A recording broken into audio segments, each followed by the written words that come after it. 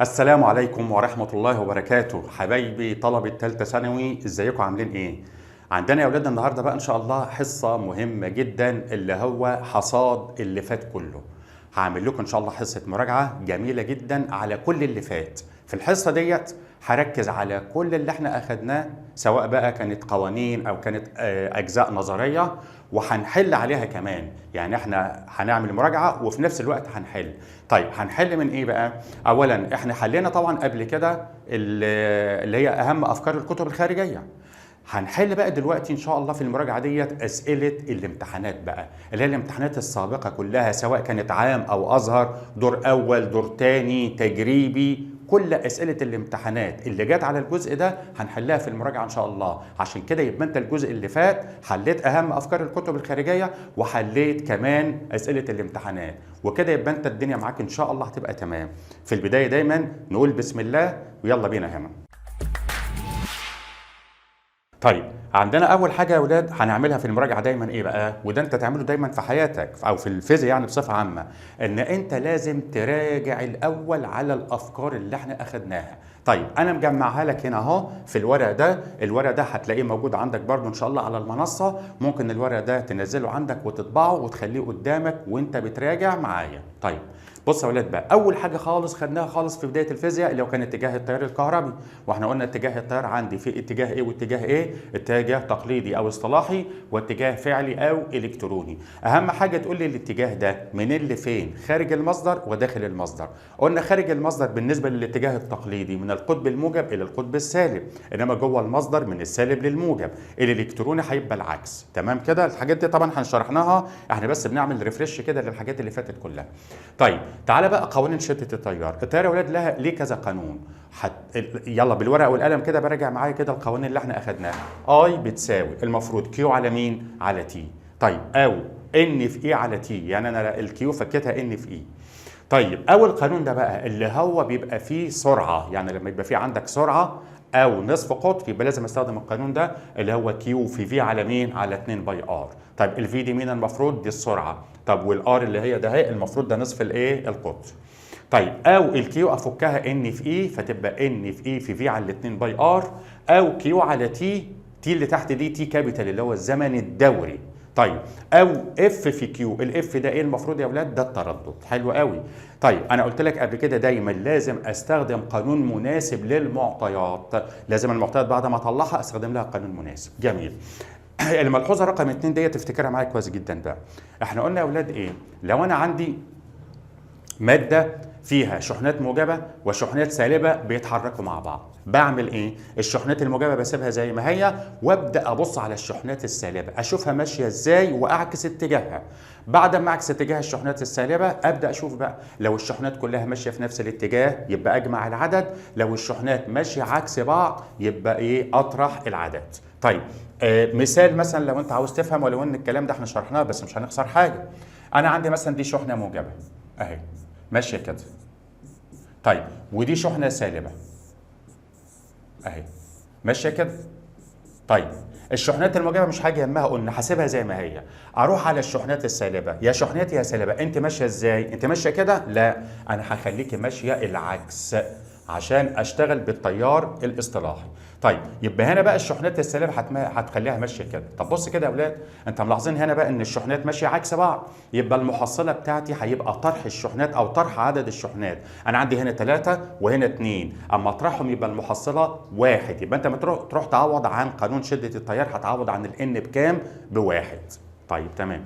قوانين بقى تانية لشدة التيار دي بقى من قوانين القدرة. طيب قول لي كده قوانين القدرة لو انت فاكرها. الباور اللي هو بي دبليو كانت بتساوي ايه؟ اي تربيع في ار. وعندي كمان الباور اللي هي بي دبليو بتساوي في تربيع على ار. وفي كمان البي دبليو بتساوي ايه؟ بتساوي قلنا ايه كمان؟ يبقى اي تربيع في ار وفي تربيع على مين؟ على ار، وفي كمان دبليو على مين؟ على تي. طيب وفي كمان ايه؟ في اي. حلو قوي. بس كده. فانت بقى ممكن تطلع من هنا قانون شده التيار اللي هو اي هيساوي بي دبليو على ار واخد الجذر يطلع لي القانون ده. او من هنا الاي هتساوي بي دبليو على في، يبقى الاي هتساوي بي دبليو على في. دي كده من قوانين القدره. انما الاي بتساوي في على ار ده من قانون او. طيب غيره عندي بقى بعد كده قوانين كميه الشحنات الكهربائيه اللي هي كيو. طيب يا اما ان في اي يا اما اي في تي من قانون شده التيار، يا اما دبليو على في من قانون فرق الجهد. طيب الملحوظه دي مهمه بقى تخلي بالك منها، اللي هي ايه؟ لو انا عندي علاقه ما بين الايه الكيو والتي، العلاقه بتاعتي علاقه طرديه عادي. طب هنا الميل هيديني ايه؟ المفروض هيديني اي. اما لو انا عندي علاقه ما بين الاي والتي، فالعلاقه بتاعتي بتبقى ثابته كده، فبقى اعمل ايه بقى؟ بجيب المساحه تحت المنحنى، فالمساحه تحت المنحنى دي هتديني كيو. انما هنا الميل هيديني اي، هنا مش هجيب الميل، هجيب المساحه تحت المنحنى يديني الكيو. طيب عندي بقى الحته دي برضو مهمه، ان اللي هي عدد الالكترونات بجيبها ازاي؟ يا اما بقسم كيو على اي، لان انت عندك اصلا الكيو بتساوي ان في اي، يا اما اي في تي على اي من قانون شده التيار، يا اما القانون ده لو انتوا فاكرينه يا اولاد اللي هو كتله الالكترونات كلها على كتله الالكترون الايه الواحد. يعني انا مديك مثلا كتله عدد من الالكترونات، وكتلة الإلكترون الواحد ده المفروض مقدار ثابت، اللي هو كام ده؟ اللي هو المفروض 9.1 في 10 أس سالب 31 كيلو جرام. فأنت هتقسم كتلة الإلكترونات كلها على كتلة الإلكترون الواحد يديك عدد الإلكترونات غيره. يلا. طيب احنا قلنا في الشكل اللي قدامك ده، قلنا دايما ايه يا اولاد؟ الشده ثابته. فاكرين لما قلنا في الشرح لو انا معايا خرطوم ميه وضغطت عليه، شده الميه ثابته انها كميه، والكميه ثابته، انما اللي هيتغير السرعه. فانت لما تضغط السرعه هتزيد. نفس الحكايه هنا، الشده ثابته. فانا لو قلت لك الشده عند زد او واي او اكس هتقول لي متساويه. طب لو ما قلتلكش شده وقلت لك معدل مرور الشحنات، يا مستر ما هو معدل مرور الشحنات هو شده التيار، يبقى ثابته برضه. اللي هيتغير هي ايه؟ السرعه. هنا مساحه اقل يبقى سرعه اكبر، هنا مساحه اكبر يبقى السرعه اقل. طيب جميل. عندي بعد كده بقى قوانين فرق الجهد. قوانين فرق الجهد بتاعتنا ايه يا اولاد بقى؟ الفي بتساوي دبليو على كيو، ده القانون الاساسي. طيب الكيو دي ممكن افكها ان في اي، او الكيو ممكن افكها اي في تي. طيب في بقى قانون اوم اللي هو الفي بيساوي اي في ار. طب من قوانين القدره بقى، انا كنت لسه كاتب قانون القدره من شويه. طيب هتلاقي القانون ده اهو جاي من قانون القدره، اللي هو المفروض بي دبليو بتساوي في تربيع على ار. فانا طلعت الفي، طلع القانون ده. او من ده اللي هو بي دبليو على اي، اللي هو من قانون القدره اللي هو بي دبليو بتساوي في في اي. طيب الحته برضو دي تخلي بالك منها يا اولاد، التيار الاصطلاحي بتاعي بيتحرك من اللي فين؟ الشحنات بتنتقل من الجهد الاعلى الى الجهد الاقل، او من القطب الموجب الى القطب السالب. ده انه تيار الاصطلاحي. انت ممكن تزود عندك بقى كده، هو ده انه تيار قلنا الاصطلاحي. ممكن تزود عندك بقى، هتقول هنا ايه؟ ممكن تكتب هنا كده اما التيار الالكتروني خلاص يكون العكس. اعكس بقى انت كده. يلا هتقول لي من اللي فين؟ هو انت قلت هنا من النقطه الاعلى في الجهد للنقطه الاقل في الجهد؟ لا، الالكترون هتقول بقى من الاقل للايه؟ للاعلى، او من القطب السالب الى القطب الموجب. ده بالنسبه للالكتروني او الفعلي. طيب برضو تخلي بالك من حاجه مهمه، انت عاوز تحسب فرق الجهد بين نقطتين. فرق الجهد يبقى انت بتطرح الجهد الاعلى ناقص الجهد الاقل. ما تنساش دي، الجهد الاعلى ناقص الجهد الاقل، وهتراعى الاشاره السالبه. انا باكد، بمعنى لو انت عندك مثلا هنا 5 فولت وهنا سالب 3 فولت وعاوز فرق الجهد، اطرح. طيب انا قلت لك تراعى الاشاره السالبه، يعني هتقول 5 ناقص 3 فتبقى كام؟ 5 زائد 3 يبقى 8. انما لو دي بقى موجب اصلا، يعني موجب 3، فهتبقى 5 ناقص 3 بكام؟ ب2. يبقى الاشاره السالبه تراعى، تخلي بالك من الحته ديت. طيب هنا بقى بيقول لي يا اولاد لو في نقطه متصله بالارض الجهد بتاعها بصفر. طب هعرف ازاي النقطه دي متصله بالارض؟ هتلاقي الرمز ده. لو الرمز ده مش باين عندك بتلاقي ايه؟ عامل شرط كده تحت بعض، فده كده معناها ان النقطه ده هي متصله بالارض، يبقى الجهد بتاعها بايه؟ بصفر. ماشي تمام، اصحى معايا كده يلا. القوانين دي بقى قوانين المقاومه الكهربائيه. طيب ار بتساوي ايه المفروض؟ رو اي في ال على ايه، او ار بتساوي في على اي، ده من قانون اوم، او ار بتساوي بي دبليو على اي تربيع، دي من قوانين القدره، او بتساوي في تربيع على بي دبليو، ده برضو من قوانين الايه؟ القدره الكهربائيه. ماشي. عندي بعد كده قوانين بقى المقاومه، بس يا ولاد اللي فيها كتله وكثافه. يا رب تكون فاكر، انا عامل لك الحصه دي عشان افكرك بكل اللي فات. بص بقى، انا عندي الار بتساوي رو اي في ال على ايه. ممكن اعمل حاجتين، بس الاول اكتب لي عندك كده هنا اهو فوق، اكتب ان الايه؟ الرو اللي هي الكثافه بتساوي كتله على حجم.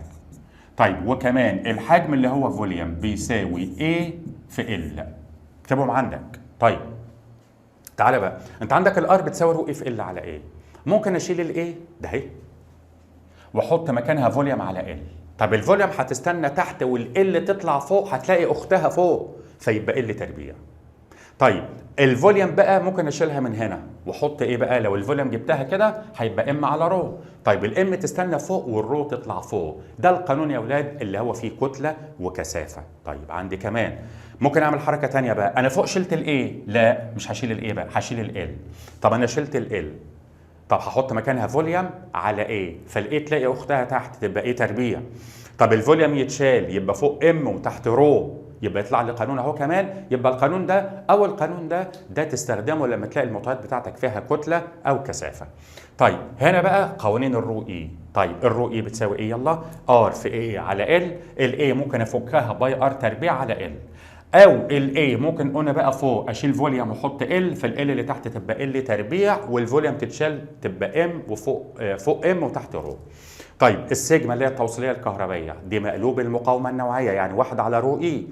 طيب او اقلب بقى قانون المقاومه الكهربائيه المقاومه النوعيه اللي هي ال على ار في ايه، ونفس الحكايه برضو ممكن الايه اللي تحت اشيلها واحط مكانها فوليوم، والال اللي فوق تبقى ال تربيع، والفوليوم افكها تبقى ام وفوق رو. يبقى اذا دي قوانين فيها كتله وفيها كثافه بستخدمها لما المعطيات تكون فيها الكتله وايه وكثافه. طيب عندي هنا بقى ايوه مسائل النسب يا اولاد. مسائل النسب دي مهمه جدا. بتتحل ازاي؟ ايه الاول مسائل النسب؟ بتقرا المساله فبتطلع المعطيات فبتلاقي مثلا طولين كتلتين حجمين نصف قطرين وهكذا، دي اسمها مسائل النسب. مسائل النسب بتتحل ازاي؟ ان انت بتطلع المعطيات الاول بس تطلعها كويس جدا وصح. طب بعد ما بتطلع المعطيات بتعمل ايه بقى؟ بتختار القانون المناسب للمعطيات. اهم حاجه يكون مناسب للمعطيات. الحاجه اللي بعد كده تشطب الثوابت، بعد كده تكتب النسبه. يعني مثلا هديك مثال، انا مثلا قلت ار بتساوي رو اي في ال على ايه، والايه هفكها باي ار تربيع. قريت المساله يا ولاد لقيت ان الموصلات كلها من نفس الماده، يبقى الرو اي ثابته هشيلها. طب وكده كده الباي ثابته هشيلها. اللي فاضل عندك ال وار تربيع. بتعمل النسبه ازاي بقى؟ لو انت فاكر البسط بيبقى طردي والمقام بيبقى عكسي. يعني لو قلت ار واحد على ار 2 هتساوي ال دي في البسط تبقى ال واحد على ال 2. طب ار دي في المقام هتبقى ار 2 تربيع وتحت ار 1 تربيع. عملنا النسبه بتاعتي خلاص. بعد ما اعمل النسبه واشيل الثوابت خلاص كده تبدا بقى تعوض عادي بالمعطيات اللي انت طلعتها. هي دي مسائل النسب. طيب وانت بتطلع المعطيات هتخلي بالك من الملاحظات دي. طيب عندي هنا بقى النسبة بين القطرين نفس النسبة بين نصفي الايه القطرين. يعني ايه يا ولاد؟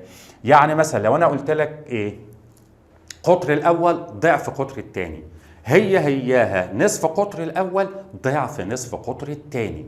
خلاص كده؟ طيب نصف القطر ار انما القطر 2 ار، ما تقوليش ار تربيع. طيب جميل. لما اقول لك احسب لي المقاومه الجديده في المساله يبقى انت هتروح تحسب ار 2. انما لما اقول لك احسب لي التغير في المقاومه يبقى انت هتحسب دلتا ار اللي هي ار 2 ناقص ار 1. طب لو قلت لك احسب لي نسبه بقى التغير في المقاومه هتعمل ايه؟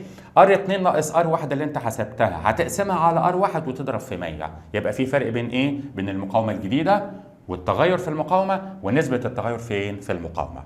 طيب وانت بتقرا برضه هتخلي بالك من حاجه. اما اقول لك مثلا انا عندي حاجه زادت بمقدار كذا غير اما تكون زادت الى كذا. يعني مثلا لو قلت لك الطول زاد بمقدار 4، يبقى الطول اللي عندك هتزود عليه 4. يعني الطول الجديد هيبقى الطول الاصلي زائد 4. انما لو قلت لك الطول زاد الى 4 يبقى كده الطول الجديد بتاعك بقى 4. يعني هو كان بمقدار معين وبقى كام؟ بقى 4. يبقى في فرق بين زاد بمقدار وزاد الى. طيب عندي بعد كده بقى في برضه هتخلي بالك من حاجه. مساحه المقطع بتاعتك يا ولاد لو ثابته يبقى الطول هيعبر عن المقاومه. يعني ايه؟ انا عندي ار بتساوي رو اي في ال على ايه. لو مساحه المقطع ده ثابت والموصل هو يبقى الرؤية كمان ثابته، يبقى كده الطول يعبر عن المقاومه. يعني مثلا لو انا قلت لك انا زودت الطول للضعف يبقى كده المقاومه بتاعتي زادت للضعف على طول، ده لو مساحه المقطع ثابته. طيب خلي بالك برضو من الحته دي، السلك لو اسطواني الشكل، اسطواني الشكل يبقى المساحه بتاعتي هتبقى باي ار تربيع، المفروض دي ار كده اسمه، يبقى باي ار ايه تربيع، ده لو السلك ماله اسطواني الشكل. طيب انما بقى لو السلك يا ولاد على شكل شريط معدني، قلنا على شكل شريط معدني يا ولاد اللي هو زي المسطره كده. طب مساحه المقطع بقى لا مش هتبقى باي ار تربيع، امال هتبقى ايه؟ تعالى كده افكرك، بص كده. لو انا عملت شكل بالشكل كده يعني اهو، ده كده موصل بس مش اسطواني، ده قلنا على شكل شريط معدني. طيب هتعمل ايه بقى؟ هتشوف الوجه اللي داخل منه التيار او اللي خارج منه التيار. يعني فرضا مثلا الوجه ده كده، ده كده، التيار هيدخل في الوجه ده ويمشي يمشي ويطلع من الوجه ده. طيب يبقى الوجه ده اللي انا بحدده بالازرق ده كده هو ده المساحه، هي دي المساحه. فانت هتشوف الوجه ده مساحته كام، يعني كام في كام، خلاص يبقى دي المساحه.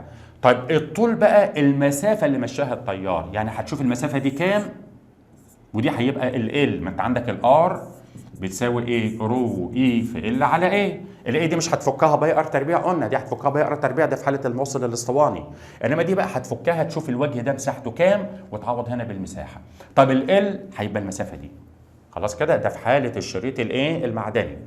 طيب نيجي بعد كده في مسائل ايه بقى؟ مسائل السحب والشد واعاده الايه التشكيل. في السحب والشد واعاده التشكيل عندي 3 قوانين قلناهم كذا مره، يا ريت تراجعهم معايا بقى. R1 على R2 بتساوي L1 تربيع على L2 تربيع، ده لو السؤال كان التغير في الطول. اما R1 على R2 بتساوي A2 على A1 تربيع او A2 تربيع على A1 تربيع، ده لو التغير في المساحه. طيب R1 على R2 بتساوي ايه بقى؟ R2 أس 4 على R1 أس 4، ده لو التغير في نصف القطر. طيب جميل، احنا بنراجع قوانين بس الاول يا اولاد. طيب عندي بعد كده لو السحب او الشد او اعاده التشكيل بنسبه مئويه. طب نسبه مئويه يعني ايه؟ مثلا قلت لك الطول زاد بنسبه 10%، 20%، وهكذا. طيب هتعوض في القانون المباشر ده، فاكرينه؟ R2 بتساوي ايه؟ 100 زائد اكس على 100 الكل تربيع في مين بقى؟ في R1. طب الاكس دي اللي هي ايه يا اولاد؟ اللي هي النسبه المئويه. يعني مثلا لو قلت لك الطول زاد بنسبه 40%، يبقى الاكس دي ب 40، يبقى انت هتعوض بقى 100 زائد 40 على 100 الكل تربيع في R1. وتخلي بالك من حاجه بقى، R2 ديت اللي هي قبل السحب، قصدي بعد السحب، وR1 دي اللي هي قبل السحب. يعني مثلا لو قلت لك السلك مقاومته 2 اوم، يبقى ده قبل السحب، يبقى دي 2 اوم، دي اللي هي المفروض مين بقى؟ R1. شديته فطوله زاد 40%، هتحلها في ثواني بقى، هتقول 100 زائد 40 على 100 الكل تربيع في R1 اللي انا قلت لك من شويه قيمتها اللي هي مثلا ب2. طيب هتخلص تطلع مين بقى؟ R2 اللي هي بعد السحب. طيب لو بقى التغير كان في المساحه، يعني لو قلت لك المساحه زادت بنسبه مئويه، طيب يبقى هتعوض في القانون ده عكس اللي فوق لو انت مركز، اللي هو 100 على 100 زائد اكس الكل تربيع في R1 قبل الايه؟ قبل السحب. طيب نيجي بقى للموصل يا ولاد، المجوف والمصمت. احنا قلنا المجوف بيبقى ليه مساحتين، ما هو بص كده ده المجوف اهو، لو انا كبرت لك كده الرسمه اهي، بص ده موصل ايه؟ مجوف. طب انت ملاحظ حاجه بقى، ملاحظ هنا ايه؟ ان في الجزء ده المعدن، انما الابيض ده التجويف. طب هو التيار لما يعدي يا ولاد هيعدي فين؟ هيعدي في المعدن. فانت لما تيجي تجيب المساحه بقى هتجيب مساحه المعدن. طب مساحه المعدن اللي هي ايه؟ في مساحه بره اهي، شايفين دي كده؟ دي المساحه الخارجيه. وفي مساحه جوه اهي، دي المساحه الداخليه. فانت هتجيب المساحه الخارجيه والمساحه الداخليه وتطرحهم من بعض بس كده. فانت كده بتجيب مساحه مين؟ بتجيب مساحه المعدن. يبقى هنا مساحه المعدن هتجيبها ازاي بقى؟ اهي مساحه المعدن هتساوي ايه خارجي ناقص ايه داخلي. طب الايهات انا ممكن افكها باي ار تربيع، فدي هتبقى باي، هاخد بقى الباي عامل مشترك، يتفضل بقى ار خارجي تربيع ناقص ار داخلي تربيع، ده لو انت هتفك المساحات انصاف اقطار. ده كده الايه؟ المجوف. طب المصمت؟ لا المصمت هي مساحه واحده بس ونصف قطر واحد بس. طيب لو انت عاوز بقى تعمل نسبه ما بين واحد مجوف وواحد مصمت بس لهم نفس الطول ولهم نفس الماده، يعني الاختلاف في المساحه بس، فانا هقول بقى هنا ايه؟ ار اكس على ار واي، بس خلي بالك اكس ده مين؟ اكس ده اللي هو مين بقى؟ ده اللي هو نقول مثلا ده مين؟ ده المصمت. ده المصمت. طيب وده ايه؟ المجوف. طيب المصمت ليه مساحه واحده، هي طبعا العلاقه بين المساحه والمقاومه علاقه عكسيه، عشان كده الاي بتاعته هتتكتب تحت هنا اهي. طيب يبقى الاي دي بتاعت مين؟ دي بتاعت المصمت، انت ملاحظ مساحه واحده بس. اللي فوق بقى دي بتاعت المجوف اللي هي بقى مساحتين، A2 ناقص A1، حيث A2 دي هتبقى مين؟ اكيد دي هتبقى الخارجي. طيب وA3 دي هتبقى الداخلي. طب انا لو فكيت الاهات اللي فوق باي ار تربيع واللي تحت كمان باي ار تربيع وضيعنا الباي مع الباي هيطلع ديت، حيث دي تبقى بتاعت مين؟ دي المصمت. طب وده ار بتاع مين؟ ده الخارجي. طب وده بتاع مين؟ الداخلي. كده يبقى انت عملت ايه؟ النسبه اللي هو عاوزها. طيب الحته اللي بعد كده يا اولاد، في حاله القرص المعدني، القرص المعدني. طب يا اولاد القرص ده اللي هو زي ايه؟ مثلا لو انت معاك جنيه معدني، مثلا لو انت قدامك جنيه معدني او هات جنيه معدني. طب الجنيه المعدني ده ليه سمك ولا ملوش سمك؟ ليه سمك. طيب السمك بتاعه ده يعتبر الطول، لان في الجنيه المعدني لما التيار يدخل من هنا ويطلع من تحت كده يبقى التيار هيعدي في الحته ده اهي، ده اسمه السمك.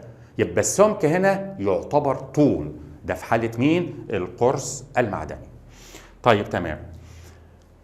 عندي بقى ايه؟ ايوه بص يا اولاد، الحته دي هتتكرر معانا في الاسئله كتير. لو انا عندي عده موصلات وعاوز اقارن ما بين مقاومتهم مثلا، تعالى كده اكتب لي قانون المقاومه الاول، يلا اكتب لي قانون المقاومه. هتقول لي ايه؟ الار بتساوي ادي رو اي في ال على ايه؟ الايه ممكن تبقى ايه او ممكن تبقى باي ار تربيع. طب خليها ايه؟ لو قلت لك الموصلات كلها من نفس الماده، من نفس الماده يبقى الرو اي ثابته هشيلها. فانت هتعمل ايه بقى؟ هتلاقيني في كل موصل مديلك الطول والمساحه بتاعته، فانت هتعمل حاجه بسيطه، هتقسم الطول على المساحه، هيعبر لك عن المقاومه بتاعته على طول. يعني انت هتروح على كل شكل يا اولاد تقسم الطول على المساحه، الطول على المساحه في كل شكل، كده يبقى انت بتعتبر هتقارن ما بينهم من حيث المقاومه. طب افرض كان على الرسم كان ايه؟ في انصاف اقطار، يبقى دي هتفكها باي ار تربيع، يبقى رو اي في ال على باي ار تربيع، هتشيل الباي وهتشيل الرو اي لو من نفس الماده.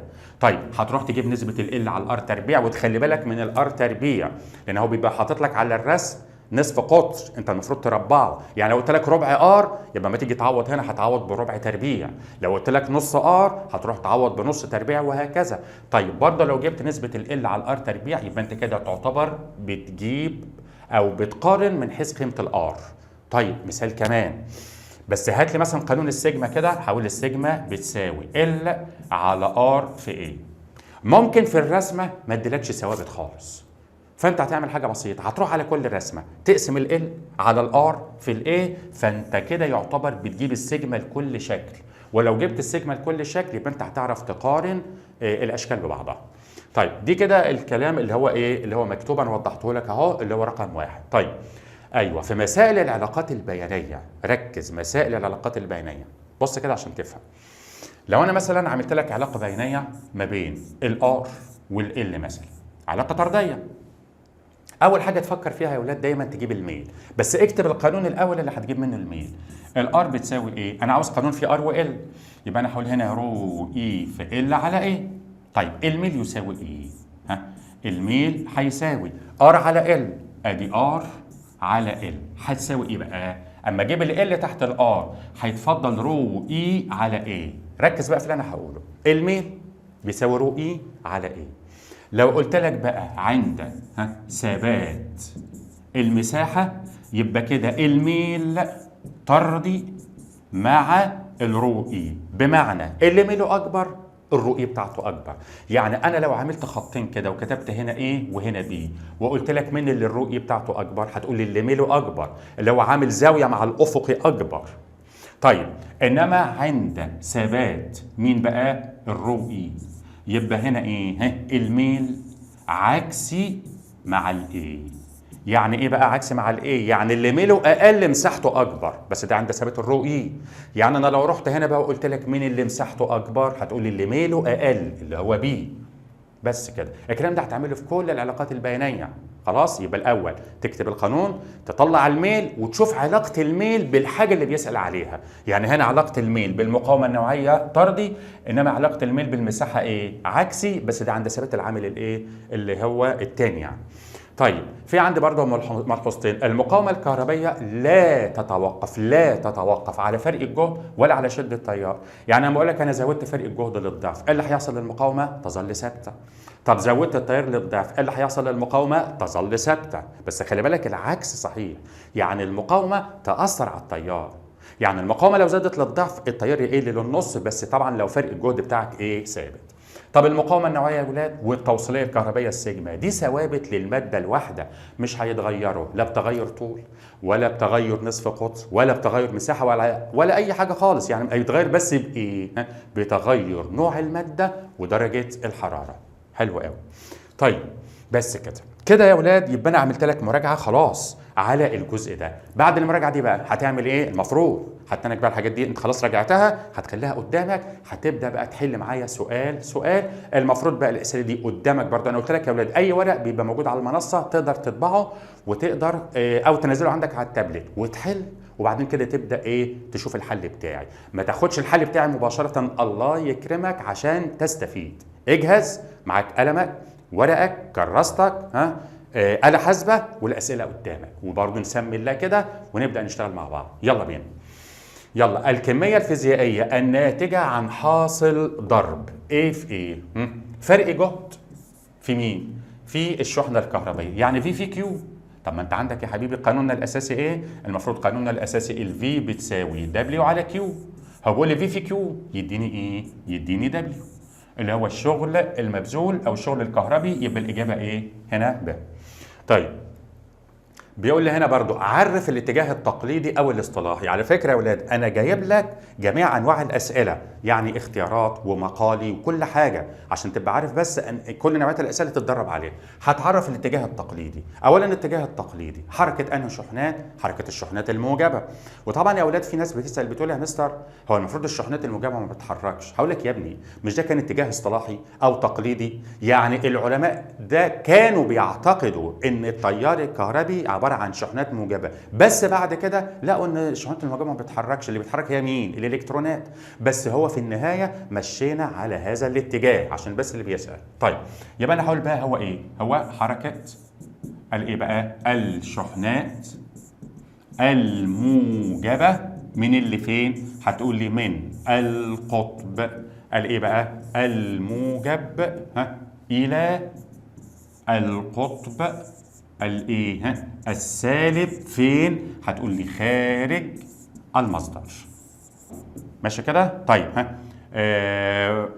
اما داخل المصدر هيكون ايه بقى؟ يكون من القطب الايه؟ السالب الى القطب الموجب. واحد يقول لي يا مستر طب انا التعريف عارفه مش لازم اكتبه. معلش عشان خاطري يا اخي اكتب، مرن ايدك على الكتابه عشان اخر السنه يبقى انت ايدك كده واخده على الكتابه، مش لسه تتعلم الكتابه في الامتحان. يلا بينا. طيب هنا بيقول لي ايه بقى؟ سريان تيار كهربي في دائره كهربيه مغلقه، وبعدين قال لي دائره كهربيه. ولا هو مين اللي بيتحكم في كل حاجه في الدائره الكهربيه؟ المفروض اللي هو المصدر نفسه. ما هو المصدر ده هو اللي بيدفع الشحنات خلاص، وهو لو انت غيرته وجبت مصدر اكبر او اقل يبقى هيدفع الشحنات بقوه اكبر او بقوه اقل. يعني طيب يبقى معنى كده اللي بيتحكم في سريان التيار الكهربي هو المفروض مين؟ المصدر نفسه. يبقى القوه الدفع الكهربائيه للايه؟ للمصدر. يبقى الاجابه ج. واحد يقول لي فرق الجهد، لا فرق الجهد ده بيتحكم في جزء من الدايره. يعني مثلا ايه؟ لو انا جيت على جزء في الدايره او مثلا في مقاومه معينه وقلت لك فرق الجهد هنا اكبر او اقل او متساوي، ده هيتحكم في سريان الكهرباء في الجزء ده. انما هنا قال لي في الدايره كلها على بعضها، يبقى المصدر نفسه. طيب السؤال اللي بعد كده بيقول لي ايه بقى؟ معدل تدفق الشحنات ده ايه يا اولاد؟ كلمه معدل يعني زمان، دايما كده معدل يعني زمن. طب طالما في زمن وفي تدفق للشحنات يبقى ده تيار ولا شده تيار؟ المفروض شده تيار. طيب يبقى الاجابه بتاعتي هتبقى شده التيار الايه؟ الكهربي اهي. مش تيار. انت عارف تيار امتى بقى؟ لو قال لي فيض من الشحنات الكهربيه تنتقل خلال الموصل كنت اقول ان ده تيار كهربي، بس ده شده تيار. طيب عندنا هنا في مثال 5 بيقول ايه يا اولاد؟ اذا كانت النسبه بين ايه بقى؟ شده التيار، خلي بالك يعني اي اهو، على فرق الجهد اللي هو في، يعني هو قاسم ايه على ايه؟ قاسم اي على في. طب هو اي على في يديني ار ولا واحد على ار؟ المفروض واحد على ار. طيب قال لي دي بتساوي كام؟ بتساوي نص اهي. طيب اما يقول لي واحد على ار بتساوي نص، يبقى الار بتساوي 2، ما انت اقلب. يبقى كده الار هتساوي 2 او. مش عاوز الار، هو عاوز فرق الجهد. طب ما انت عندك الفي بتساوي اي في ار. التيار عندنا بواحد ونص هنا اهو. طيب والار ب2، فدي تطلع لنا كام؟ 3 فولت. يبقى الاجابه عندي 3 فولت. جميل. يلا السؤال اللي بعديه، اكتب العلاقة المعبرة عن المقاومة النوعية. عاوز القانون بس، ما هو العلاقة الرياضية عن القانون. يبقى رو اي بتساوي، ممكن اقول ار في ايه على ال، وممكن اقول واحد على سيجما. ماشي. طيب ايه كمان؟ يلا بيقول لي هنا عند زيادة طول الموصل 4 امثال، ايه اللي يحصل للمقاومة النوعية؟ ولا هتتأثر ولا مفيش، هي بتتأثرش غير بنوع المادة ودرجة الحرارة، يبقى لا تتغير. ماشي. أحد العوامل التي تتوقف عليها التوصيلية الكهربية. طيب عندك إيه بقى؟ نوع المادة عند درجة حرارة معينة. ماشي يلا. سلك من الألمنيوم توصيليته بالرقم ده. طب وبعدين قال لي ان الطول زاد للضعف، ايه اللي هيحصل للتوصيليه؟ مش هتتغير، هتستنى زي ما هي. يعني انا هختار نفس الرقم اللي هو 2.5 في 10 اس 6، يبقى الاجابه عندي ج. ماشي. غيره؟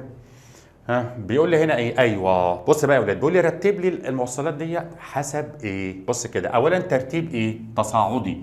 تصاعدي يعني من الصغير للكبير حسب المقاومه الكهربائيه. انا لسه قايل لك الفكره دي من شويه. اولا الموصلات من نفس الماده، فانا هقول ايه؟ ايه بقى؟ الار بتساوي ايه؟ رو اي في ال على ايه. هشيل الرو اي، يبقى انا هجيب نسبه ال على ايه في كل شكل. يلا معايا كده. هنا ال افترضها بواحد، يبقى هنا واحد، وهنا 4 ايه، يعني هتفترض ان الايه بواحد، بس هي عشان 4 ايه يعني هتبقى 4، يعني في النهايه 1 على 4، يبقى هنا ربع.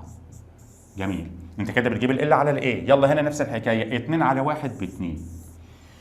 طيب هنا ال على 1 يعني تلت، تلت يعني 33%. ماشي. طب هنا 2 على 2 يبقى 1. رتب بقى كده يا حلو. يلا. طيب ربع دي يعني كام؟ 25%. رتب بقى. تصاعدي يعني من الصغير للكبير. طيب ده طبعا الصغير اللي هو 25% بعد العلامه 2، انما هنا بعد العلامه 3، يبقى دي وبعدين بي وبعدين ايه وبعدين سي. فين بقى الاختيار؟ اهو منور هنا اهو. طيب ماشي. هنا بيقول لي ايه بقى؟ رتب لي برضو الاسلاك دي بس حسب مين؟ حسب التوصيليه. عاوز الاعلى توصيليه، مش عاوز يرتب، هو عاوز الاعلى توصيليه. قانونك ايه يا جميل؟ هتقول لي السيجما هتساوي ال على ار في ايه. حلو. في ثوابت عندي؟ مفيش ثوابت، يبقى انا هروح بقى اقسم ال على الار في الايه في كله. بس في حاجه بقى، الايه ده اهي هفكها باي ار تربيع وسيبك من الباي. يبقى انت هتقسم ال على الار في الار تربيع. روح هنا كده يلا. اقسم بقى معايا كده. دي هتبقى ايه؟ ال ب2 يبقى 2، والار ب4 في، اوعى التربيع تنساه، ربع تربيع يعني 1 على 16. 1 على كام؟ 16. ال 16 دي ممكن تطلع فوق فتبقى 32، او اشتغل بالآلة الحاسبة احسن. خلاص افضل لك. يبقى 2 على 4 في كام؟ في 1 على كام؟ على 16. هتطلع معاك ب8. يبقى دي هتطلع معاك ب8. جميل. روح لهنا بقى عوض بنفس الطريقة. يلا. ال ب4. ماشي. طيب الار ب3.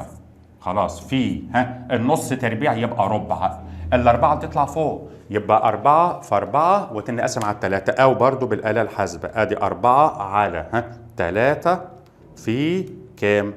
1 على 4. هتطلع معاك 16 على 3 يعني 5 و33%. يبقى دي هتطلع 5 و33%. واحنا قلنا دي طلعت كام؟ 8. نشوف هنا يلا. طيب ادي 5 اللي هي ال. طيب الار كام؟ الار ب2 في نصف القطر ار يعني 1 تربيع يعني 5 على 2 ب2.5. غيره. يلا هنا هتبقى ايه؟ نشوف ديت كده. يلا. هتبقى ال ب2 والار ب3 في 4. يبقى كام؟ يبقى 2 على 12 يعني سدس. طيب يبقى انا هقول 1 على كام؟ على 6 يعني 167 من 1000. يبقى دي هتطلع علامة 167. بس كده. هو عاوز ايه يا ولاد؟ الأعلى توصيلية. فين أعلى توصيلية هنا؟ فين أكبر رقم؟ أهو منور أهو. خلاص؟ يبقى الإجابة ألف. جميل. طيب نفس الفكرة برضه، هو عاوز هنا ايه بقى؟ كل الاسلاك من الالومنيوم، يعني كده الرؤية ثابتة. عاوز اقلهم مقاومة. طب احنا عندنا الار بتساوي ايه؟ ها؟ الار بتساوي رو اي في ال. الاي هفكها باي ار تربيع. هشيل الرو اي عشان من نفس المادة، والباي عشان ثابت. هروح اقسم ال على ار تربيع في كل شكل. اتفضل يلا. هنا مثلا هقسم ايه؟ 1.5، بس خلي بالك في تربيع، يبقى هنا هقسم 1.5 على نص تربيع يعني ربع. يلا اقسم بقى كده 1.5 على كام؟ على ربع. طيب هتطلع معاك 6. يبقى دي كده هتطلع معاك ده الشكل ده ب6. يلا هنا هتبقى كام؟ 2 على 1. ما هو ار تربيع ب1 يبقى هنا ب2. هنا يلا 4 على 4 يبقى هنا 1. طيب هنا كام؟ 3 على 9 يعني تلت. طب تلت يعني كام؟ ادي علامة 3 3. بس كده. انت عاوز ايه بقى؟ عاوز اقلهم مقاومة. فين اقل رقم يا ولاد؟ اقل رقم اهو، اللي هو السلك رقم 4 اهو، اللي هو ب هنا، اللي هو السلك رقم كام؟ 4. طيب جميل. قبل بقى ما ادخل بس في الاسئله اللي جايه يا ولاد، تخلي بالك في الاسئله اللي فاتت اوعى يشتغلك، يعني يقول لك مثلا ايه؟ يقول لك انا عاوز ارتب حسب شده التيار. لا، لو حسب شده التيار يبقى الموضوع هيختلف. يعني لو انت رتبت حسب المقاومه، يبقى لو انت هترتب حسب شده التيار هيبقى العكس، لان المقاومه مع شده التيار المفروض علاقه عكسيه، ده عند ثبات فرق الجهد. طيب هنا بيقول لي ايه؟ انا عندي سلكين من النحاس، يبقى كده الرؤية ثابته، ونفس الطول يبقى ال ثابته. طيب مساحه مقطع الثاني اهو اللي هو 2 بتساوي 3 A1. طلباتك ايه؟ عاوز النسبه ما بين مقاومه الاول على مقاومه الثاني. طب حلو، ما بص الطول ثابت والمقاومه النوعيه ثابته، يبقى المقاومه مع المساحه عكسي. فانت لو قلت R1 على R2 المفروض هتساوي A2 على A1. طب ما تعوض A2 ب 3 A1 على A1 دي مع ديت، يبقى النسبة 3 على كام؟ على 1. فين 3 على 1؟ اتفضل ادي الايه؟ الإجابة. يلا. طيب السؤال ده تخلي بالك منه، ركز فيه شوية. بص كده نطلع المعطيات بتاعتنا واحدة واحدة. بيقول لي أنا عندي هنا إيه؟ موصل. ماله الموصل ده بقى؟ طوله ال، يبقى انا هقول هنا ال1 بال. جميل. ها، ومساحته 3 A يبقى A1 ب 3 A، وبيمر فيه تيار او طبق فرق جهد عليه V ماشي، ومر فيه تيار I يبقى I1 بتساوي I. الموصل الثاني بقى، او نفس الموصل هو بس غير حاجه بقى، يعني الموصل ثابت بس غير حاجه، نوع الماده ثابته. ها اهو قال لي نفس الماده ونفس فرق الجهد، يبقى انت عندك الرؤية ثابته وفرق الجهد ثابت. ركز في دول. اصبحت شده التيار 3 اي، يعني اللي اتغير في الحاله الثانيه بس هي شده التيار، يعني اي 2 بقت 3 اي. طب يا ولاد بقى هنا خلي بالك، الموصل دلوقتي هو من نفس الماده، معنى ان التيار اتغير فيه يبقى مقاومته اتغيرت، يبقى اكيد طوله اتغير ومساحته اتغيرت. ما انت لو بصيت كده في المعطيات، الحاله الاولى مديك طول ومساحه وتيار، في الحالة الثانية مديلك تيار بس، مش مديلك لا مساحة ولا طول. وبعدين بص كده في الاختيارات، هو عاوز الطول والمساحة في الحالة الثانية. تعالى كده نشوف هنعمل ايه. بسم الله. الأول كده قول لي قانون شدة التيار. هقول I بتساوي ادي V على R. حلو. أنا عاوز أدخل بقى هنا الرو E والL والA. طب يبقى الR دي هفكها رو E في L على A، فدي هتبقى ايه يا ولاد؟ ادي الفي وهنا رو اي في ال والاي هتطلع فوق كده. تمام كده تمام. المفروض شيل الثوابت. ايه الثوابت بقى اللي عندي؟ فرق الجهد ثابت، يلا مع السلامه كده بالسلامه، والرو اي ثابت، يلا برده مع السلامه. فاضل ايه على ال. طب خلي بالك بقى، ايه على ال المفروض علاقتهم مع التيار طردي. ها علاقتهم مع التيار ايه يا ولاد؟ طردي.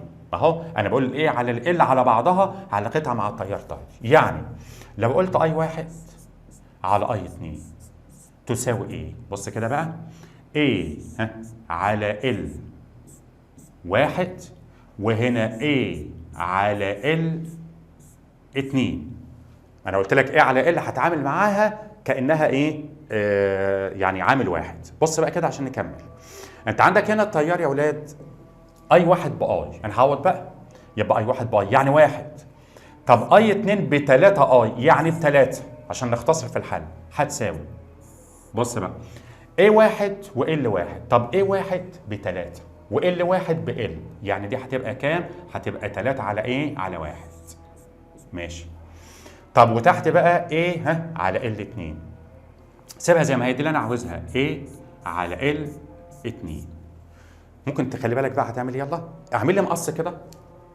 اولا دي 3 على 1 يعني 3 يا ولاد، فانا هضرب 3 في 3 صح؟ ايوه 3 في 3 يديني ايه على L2. يبقى انا كده طلعت بحاجه بقى ان ايه على L2 هتبقى 9 على 1. معنى الكلام ده ايه؟ معنى الكلام ده يا ولاد ان المساحه الجديده على الطول الجديد المفروض نسبتهم تبقى 9 على 1. تعالى كده يلا نشوف كده في الاختيارات. هنا المساحه 18 وهنا الطول 2. طب انا لو قسمت 18 على الاثنين هتطلع 9 على 1 اهي. يبقى هو ده الاختيار بتاعنا. طب يا مستر يعني ممكن تاني؟ ممكن بطريقه سهله جدا، بس عشان الوقت بتاع الفيديو هتبدا كده سيادتك ترجع كده اللي انا قلته تاني وتسمعه تاني، ان شاء الله هتفهمه ما تقلقش. طيب نبص هنا بقى كده، سلكان من نفس الماده اذا علمت ان، اقرا كويس، قطر السلك الاول 3 امثال قطر السلك الثاني. مش انا قلت لك يا ولاد ان لو قلت لك ان القطر ده 3 امثال ده يبقى نصف القطر ده 3 امثال نصف القطر ده برضه. طيب يعني هنا اقدر اقول ايه؟ ان R1 تساوي ايه بقى؟ 3 R2. ماشي. طيب ومقاومة الثاني 4 امثال الاول يبقى R2 تساوي 4 R1 كده تمام. ايه المطلوب بقى؟ عاوز طول السلك الثاني.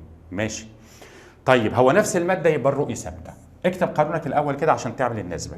هقول هنا ايه؟ الار بتساوي ادي رو اي في ال على ايه؟ الاي هفكها باي ار تربيع، شيل الثوابت، الرؤيه ثابته والباي ثابت. بس كده. اعمل لي نسبه بقى يلا. لو قلت R1 على R2 تساوي ايه؟ يلا مع ال طردي يبقى L1 على L2، مع نصف القطر عكسي يبقى R2 تربيع على R1 تربيع. هنبدأ نعوض بس ركز كده وانت بتعوض. يلا. هنقول مثلا هنا ايه بقى؟ R1 هسيبها زي ما هي. R2 في المعطيات بتساوي 4 R1 اهو، 4 R1 تساوي L1 وL2 سيبهم زي ما هم عشان دول اللي انا عاوزهم. حلو قوي. تعالى بقى R2 موجوده في المعطيات؟ لا، اللي موجود R1 يبقى R2 هسيبها زي ما هي. R1 بقى بتساوي ايه؟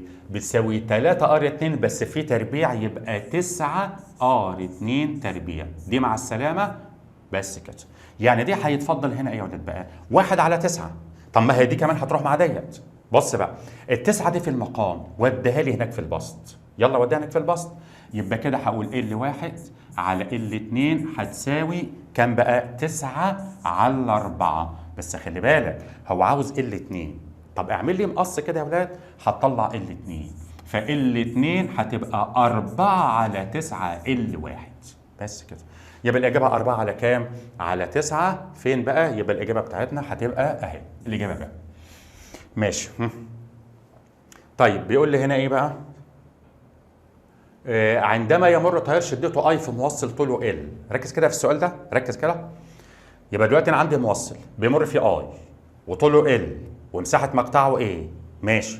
وعندما تغير البطارية المستخدمة، هو غير ايه يا ولاد؟ غير البطارية، ما جاش يم الموصل خالص، يعني ما غيرش لا طول ولا مساحة ولا أي حاجة في الموصل، فاللي هيتغير المفروض ايه؟ شدة التيار. بس وغير كده ليصبح شدة التيار في نفس الموصل 3 اي. ما هو طبيعي انت لما تغير البطارية هتتغير شدة التيار طالما الموصل انت ما جيتش يمه. فإن ايه بقى؟ فإن مساحة مقطع الموصل. طب ما هو يا ابني انت ما جيتش يم الموصل اللي مساحة مقطعه ثابتة، يعني هي كانت ايه هتستنى ايه برضه. فهو بيقول لي بقى نقط ايه. طب ما هي كانت بايه؟ يعني 1 ايه، فهتستنى زي ما هي 1 ايه. يبقى الإجابة ايه؟ 1. ماشي كده؟ طيب هنا بيقول لي ايه بقى؟ طيب موصل طوله L نصف قطره ار، جميل، وموصل اخر من نفس الماده ونفس الطول بس نصف قطره تلت ار. انت لو قاري المساله كويس يا اولاد، الرؤيه ثابته والال ثابته، التغير بس في نصف القطر. طب ايه العلاقه بين المقاومه ونصف القطر؟ المفروض علاقه عكسيه بس مع مربع نصف القطر.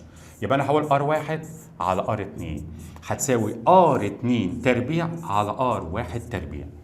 طب ما خلاص عوض. بص بقى، هو التاني نصف قطره ايه؟ تلت بس تربيع، يبقى 1 على 9. 1 على 9 ار تربيع. الاولاني بايه؟ بار، يعني زي ما هي ار تربيع، فدي مع ديت يتفضل 1 على كام؟ على 9. اعمل لي مقص كده، يلا اعمل مقص. يبقى ار 2 هتساوي 9 ار 1. طب ولاد دور لي كده في الاختيارات، مش هتلاقي الاختيار ده موجود، بس في اختيار هينفع اللي هو ايه بقى؟ شوف لي كده اخر اختيار. هو بيقول لي بقى مقاومه الثاني قد ايه من الاولاني؟ قال لي اكبر من الاولاني بمقدار 8، صح؟ ما انت لو قلت لك هات لي دلتا ار كده هتبقى ار 2 ناقص ار 1، يعني 9 ار 1 ناقص ار 1 تساوي 8 ار 1. يبقى معنى كده يا اولاد ان الثاني اكبر من الاولاني بمقدار 8، يبقى هو ده الاختيار بتاعنا اللي هينفع. طيب جميل، الله يكرمك، اوعى تكون بتغفل مني.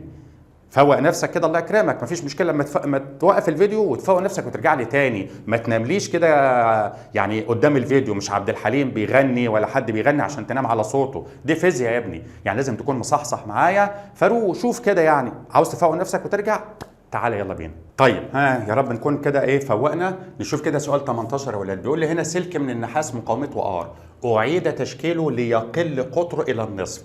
كلمه يقل قطره الى النصف يعني ار 2 تساوي نص ار 1.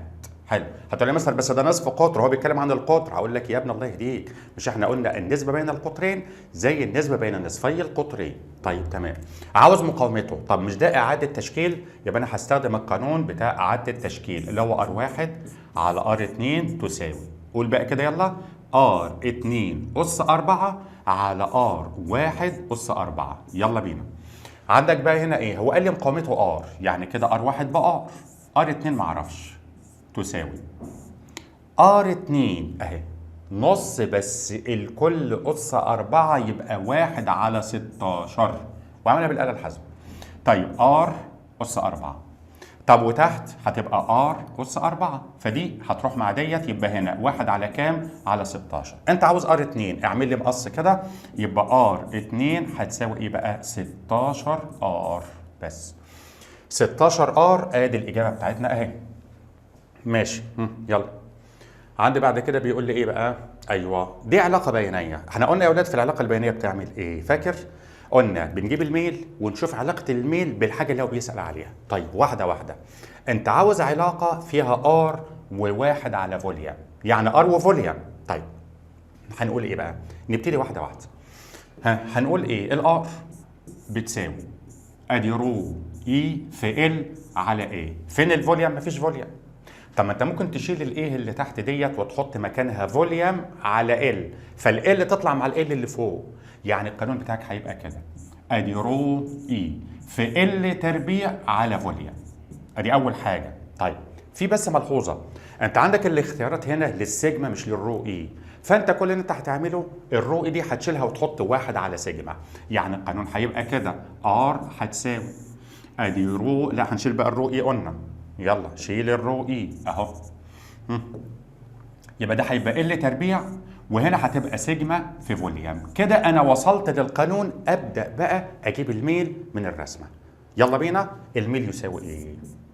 الميل يساوي ار على 1 على فوليوم، يعني ار في فوليوم. يا ولاد ار في فوليوم تساوي ايه؟ ال تربيع على سيجما. كده زي الفل. تعالى بقى اقرا لي، هتلاقي بيقول لي لهما نفس الطول. طب نفس الطول يبقى ال ثابته، يبقى كده الميل مع السيجما ايه؟ عكسي. يبقى انا كده استنتجت ان الميل عكسي مع السيجما. طب الميل عكسي مع السيجما يعني اللي ميله اقل سيجمته اكبر. مين اللي ميله اقل؟ 1 عشان زاويته اقل. يبقى بالترتيب بقى 1 اكبر من 2 اكبر من 3 اكبر من 4. فين بقى؟ اهو 1 اكبر من 2 اكبر من 3 اكبر من 4، يبقى الاجابه ج. ماشي يلا. علاقة بيانية، يبقى برضو نفكر في موضوع الميل. هنا ار وهنا واحد على ايه. نكتب القانون الاول. هنقول الار بتساوي ادي رو اي في ال على ايه. طيب جميل. ندور كده في ثوابت ولا مفيش ثوابت؟ دور كده معايا. بيقول لي ان كل الاسلاك طولها 1 متر، يعني معنى كده ان الطول ثابت يا ولاد. طيب الطول ثابت، سيبك منه بقى. خلاص. يبقى انت عندك هنا ايه بقى؟ فيها هنا ار وهنا رو اي وهنا ايه. هات لي الميل كده يلا، هات لي الميل. يلا. فانا هقول هنا ايه؟ الميل هيساوي ادي ار على 1 على ايه، يعني ار في ايه. بص بقى، ادي ار في ايه تساوي رو اي في ال. احنا قلنا ال ثابت، يبقى تستنتج ان الميل طردي مع الرو اي. اهو الميل طردي مع الرو اي. طب طردي مع الرو اي يا ولاد يعني ايه؟ يعني اللي ميله اكبر الرو اي بتاعته اكبر. مين اللي ميله اكبر؟ اكس، عشان زاويته اكبر. يبقى انا كده هقول ايه بقى؟ ان رو اي اكس اكبر من رو اي واي. خلاص كده، يبقى اكس اكبر منين؟ من واي. طيب هنا اكس اكبر من واي وهنا اكس اكبر من واي، يبقى يا الف يا ج. اللي هيحدد المساحه بقى. ركز في موضوع المساحه بقى كده يا ولاد. هو انا دلوقتي لو قلت لك اطلع لي فوق، الار بتساوي رو اي في ال على ايه؟ ماشي. طب منها الار او الرو اي تساوي ايه؟ يلا كده. هتقول لي مثلا الرو اي بتساوي ادي ار في ايه على ال. كده كده الطول ثابت. هو انا لو قلت لك بقى الرو اي مع الايه، المفروض علاقه طرديه ده عند ثبات الار. يا مستر انت مش قلت الرو اي ما بتتوقفش على الايه؟ ايوه فعلا، ده للماده الواحده يا ابني، انما دلوقتي انا بقارن ما بين مادتين، يعني دي ماده ودي ماده ثانيه. طيب فانت دلوقتي لو ده اهو، لو دي كده ثابت، اذا الرو اي مالها بقى مع الايه؟ يعني الرو اي بتاعته اكبر، المساحه بتاعته اكبر. طب انت قلت لي رو اي اكس اكبر من رو اي واي، يبقى هنا اي اكس اكبر من اي واي. بس تقول له ايه بقى؟ تقول له عند، لازم اقول له بقى عند ثبات الار. عند ثبات مين؟ الار. طيب وممكن بقى تعمل ايه؟ بص يا اولاد، ممكن انت لو طلعت فوق هنا وجيت هنا مثلا عند النقطة دي كده، انت مثبت الار، وبعدين اروح كده وانزل تحت بقى، انزل تحت. فانا كده لو نزلت تحت يبقى انا كده هجيب مقلوب المساحة لاكس ومقلوب المساحة لواي. فانت في النهاية برضو هتوصل ان ايه اكس اكبر منين؟ من ايه واي، بس ده عند ثبات الار. يعني لازم كده يعني السؤال لو مقالي هتقول له عند ثبات الار، بس هو مش مقالي. فانت هتقول بقى ايه؟ ان رو اي اكس اكبر من رو اي واي، يبقى ايه اكس اكبر من ايه واي. فين بقى الاختيار بتاعنا ده؟ يلا. يبقى هنا اكس اكبر من واي وايه اكس اكبر من واي برضه. ماشي، يبقى الاجابه الف. بس للتاكيد تقول له ايه بقى؟ عند بس هو في الاختيارات انت مش هتقول، بس ده لو السؤال مقالي يعني عند ثبات ار. طيب ماشي. عندي بقى السؤال اللي بعديه. يلا. برضه علاقه بيانيه. ماشي، بيسال على السيجما. جميل. يلا احنا خلاص بقى عرفنا هنعمل ايه. هنقول هنا ايه؟ الار بتساوي ادي رو اي في ال على ايه، بس هنا الاختيارات للسيجما. فانا الرو اي دي هشيلها واحط 1 على سيجما، يعني هتبقى ال على سيجما في ايه. نجيب الميل بقى كده. الميل هيساوي المفروض ار على ال، ادي ار على ال. طيب هات ال تحت الار، يتفضل هنا بقى 1 على سيجما في ايه. يا ولاد عند ثبات المساحه يبقى السيجما مع الميل عكسي. طب اقرا كده السؤال، اقرا بص كده اهو، لها نفس المساحه. طب يبقى بما ان المساحه ثابته يبقى اذا الميل عكسي مع السيجما. طب الميل عكسي مع السيجما معناه ايه بقى؟ معناه اللي ميله اقل سيجمته اكبر. طيب مين اللي ميله اقل؟ زد. يبقى زد اكبر من واي اكبر من اكس. زد اكبر من واي اكبر من اكس اهي، يبقى الاجابه بتاعتي جي. طيب ماشي. السؤال اللي بعديه ماشي، ار واحد على ايه. هو بيسال على الرو اي بقى. خلاص، فانا هقول له هنا برضو انا عندي الار بتساوي رو اي في ال على ايه. حلو قوي. طيب الميل يساوي ايه؟ طب الميل المفروض ار على 1 على ايه، يعني ار في ايه. طب ار في ايه يساوي ايه؟ رو اي في ال. اقرا كده هتلاقي اكيد الطول ثابت. فين بقى؟ فين؟ فين الطول؟ اهي الطول لثلاث اسلاك متساويه في الطول، بس كده يبقى الطول ثابت. يبقى تستنتج ايه؟ ان الميل طردي مع الرو اي. خلاص. يعني ايه طردي؟ يعني اللي ميله اكبر مقاومته النوعيه اكبر. طب يبقى ايه اكبر من بي اكبر من سي؟ ايه اكبر من بي اكبر من سي. خلاص يبقى الاجابه اهي جي. عاوز بس يا اولاد قبل ما اكمل اقول بس حته صغيره كده. يا مستر احنا الاسئله ديت يعني انا حاسس كده ان احنا حليناها قبل كده. بص يا ابني، اولا انا اديتك كل الافكار في كل فيديو، كنت بديك اهم الافكار، فكنت بجيب لك كل الافكار. بس انا بقى عامل الحركه دي ليه؟ عشان اطمنك نفسيا. هي الاسئله دي اسئله ايه؟ اسئله امتحانات. فانا بعرفك يا اولاد ان اسئله الامتحانات لما بتيجي بصوره معقوله شويه للطالب، يعني الطالب اللي مذاكر يعرف يجاوب. يعني ليه بقى؟ لان في بعض مثلا الملخصات بتجيب اسئله يعني خارج نطاق الامتحان خالص. فانت بقى اما بتبص عليها بتقلق، تقول يا نهار ابيض، او انا كده بقى لما اجي احل في الامتحان هلاقي الاسئله دي، طب انا مش هعرف احل. لا انا بطمنك اهو، دي اسئله امتحانات يا ابني. شوف بقى من سنه 2020 دور اول وثاني وتجريبي ومش عارف ايه وامتحانات لغايه اخر سنه اللي احنا فيها ديت. فانا الهدف من الموضوع ده ان انا اطمنك دي اسئله امتحانات، فاطمن يعني بتبقى بالشكل ده. يلا نكمل. طيب عندنا هنا في سؤال 23 يا اولاد بيقول لي ايه بقى؟ بيوضح عندي علاقه ما بين الار والال. هو هنا بيسال على السيجما وعلى الرو اي، يبقى انا هنا بقى عاوز اجيب علاقه ما بين الميل والرو اي وكمان الميل مع السيجما. طيب سهله، بص كده. دلوقتي انا لو قلت لك العلاقه بتاعتنا ايه؟ هقول الار بتساوي رو اي في ال على ايه. طيب جميل. الميل يساوي ايه؟ يلا هتقول لي الميل هيساوي على حسب الرسمه اللي فوق هتقسم ار على مين؟ على ال. ادي ار على ال يديني مين؟ رو اي على ايه. حلو، انا عاوز ادخل السيجما معايا، فدي هتبقى 1 على سيجما. يبقى هنا 1 على سيجما في ايه. طب ما انا كده استنتج حاجه بقى، ان الميل اهو، اذا الميل ماله بقى؟ هي المساحه ثابته؟ انت بص كده في المثال، بص كده في المثال قال لي ان مساحه المقطع نفس مساحه المقطع. طب خلاص طالما نفس مساحه المقطع يبقى انا هقول هنا ايه؟ يلا الميل طردي مع الرو اي، طيب وعكسي مع السيجما. طب انت بقى لو بصيت في الرسمه يا ولاد الاساسيه، انت عندك بي اكبر من ايه في الميل؟ بي اكبر من ايه في الميل. طيب يبقى هنا بالنسبه للرو اي، يلا تعالى كده، يلا انت قلت لي بي اكبر من ايه؟ طب بما ان البي اكبر من ايه؟ الميل طردي مع الرو اي، يبقى رو اي بالنسبه للاي اقل من رو اي بالنسبه للبي. جميل.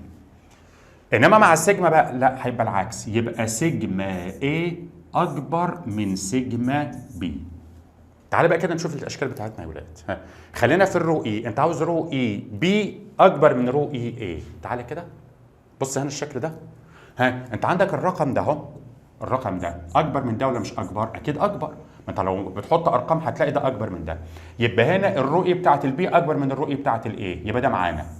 طيب بالنسبه للسيجما بقى، لا السيجما العكس، انت عاوز الاي اكبر، هتلاقي ده اهي. خلاص يبقى انت هتختار الشكل 2 و3 اهو. يبقى الاجابه ايه؟ د. ماشي.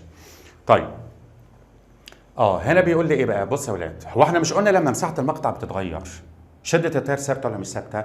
في نفس الموصل، طالما نفس الموصل يبقى الشده هنا نفس الشده هنا. خلاص. طب بما ان الشده ثابته، انت عندك الفي بتساوي اي في ار. بما ان الشده ثابته يبقى الفي مع الار طردي. يعني لما تقول في اي على في بي هتساوي ايه المفروض؟ هتساوي ار اي على ار بي، بس اللي انت شلت التيار. طب هو بقى هنا بيقول لي هنا دي وهنا 2 دي ومش عارف ايه، هو بس بيعرفك ان هنا نصف القطر مختلف فالمساحه مختلفه، بس ده مش هيأثر قلنا بقى في ايه؟ في شده التيار. خلاص يبقى هنا ار اي على ار بي اهي، ار اي على ار بي. طب تمام.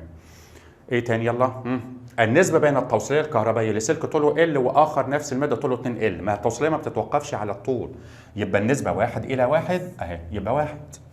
طيب وطبعا بيقول لي درجة الحرارة ثابتة. أي التغيرات التالية يؤدي إلى نقص المقاومة؟ أنت عاوز تنقص المقاومة، أنت عندك الآر بتساوي رو إي في ال على إيه؟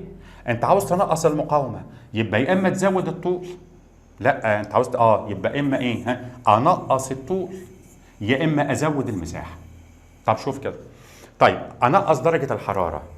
ممكن، ما انت لو نقصت درجه الحراره يبقى انت هتنقص المقاومه النوعيه، يبقى المقاومه ايه؟ تقل. طبعا ده لو العوامل دي ثابته وما جابش سيرتها يبقى هي ثابته. طب زياده الطول لا.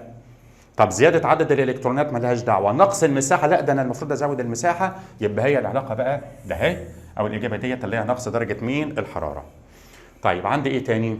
عند زياده طول سلك معدني الى الضعف، التوصيليه مالهاش دعوه بكل اللي فات، يبقى هنا تبقى ايه؟ تبقى ثابته. طيب هنا بقى بص كده، هقول لي في الاشكال اللي قدامك دي الاتجاه الصحيح لاكبر شده تيار اصطلاحي، خلي بالك من الحته دي، اكبر شده تيار اصطلاحي. طيب بص يا اولاد، احنا نجيب شده تيار في كل شكل الاول وبعدين نشوف الاصطلاحي من اللي مش اصطلاحي. انت عندك هنا الفي بي، هنا 3 في بي وهنا 2 ار، مش الاي بتساوي في على ار؟ حلو قوي. الفي اللي هي تعتبر ده هي اللي هي 3 في بي، انت هتعتبر الفي بي بواحد والار دي بواحد، يعني معنى كده الفي بي بتاعتك هنا ب3 والار هنا ب2، يبقى التيار بتاعك بكام؟ فانت هتقول لي هنا التيار بتاعي هيبقى اللي هو اي واحد هيبقى 3 على 2 يعني 1.5. طيب هنا يلا اي 2 هيساوي، طيب 2 على 1 يبقى 2. طيب هنا اي 3 هيبقى 2 على 1 يبقى 2. طب هنا اي 4 هتساوي ايه بقى؟ 3 على 2 يعني 1.5. بس خلي بالك هو بيسأل على تيار اصطلاحي يا ولاد. تيار اصطلاحي قلنا من الموجب للسالب. طيب هنا من السالب للموجب لا بلاش ده.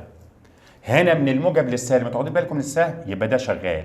ده مش شغال لان ده من السالب للموجب، طب ده من الموجب للسالب، يبقى انا هقارن ما بين الثاني والرابع. طب هنا 2 وهنا 1.5، خلاص يبقى ده اكبر تيار، يبقى الشكل الثاني اللي هو ده. لان هو بيسأل على حاجتين، اولا عاوز الاتجاه الصحيح للتيار الاصطلاحي وكمان اكبر تيار، فانا جبت تيار في كل الاشكال وبعدين بدات ادور على التيار الاصطلاحي. طيب ما هو التيار الاصطلاحي اللي هو ده وده اللي هو من الموجب للسالب، فانا قارنت ما بينهم لقيت ان ده اللي اكبر. طيب تمام. هنا بيقول لي ايه بقى؟ عندي متساوي في المساحه، حلو، يبقى المساحه ثابته. مختلفه في الطول، نفس المادة يبقى الرؤية مالها ثابتة وفرق الجهد متغير اهو. طيب هو عاوز ايه؟ هو عاوز شدة التيار يا ولاد. طب واحدة واحدة، قول قانونك كده دايما تشتغل ازاي ببداية ان انت تكتب قانونك. يلا الاي بتساوي ادي في على ار. طيب الفي سيبها زي ما هي. الار بقى فكها، ادي رو اي في ال والاي طلعها فوق.